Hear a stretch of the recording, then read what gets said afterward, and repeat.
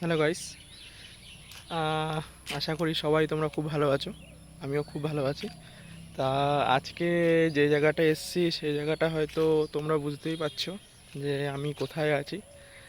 আমি অ্যাকচুয়ালি আমাদের এখানে সুন্দর সুন্দর কাশফুল হয়। তা পুরোপুরি এলাকাটা পুরো ঢাকা কাশফুলে। তা একটু দেখতে পারো, খুব সুন্দর লাগছে দেখতে দৃশ্যটা, প্রাকৃতিক দৃশ্য। সামনেই মায়ের আগমন, কালকে হয়তো আমাদের মহালয়া, দুর্গাপুজোর বাঙালি সব থেকে বড় আগমন।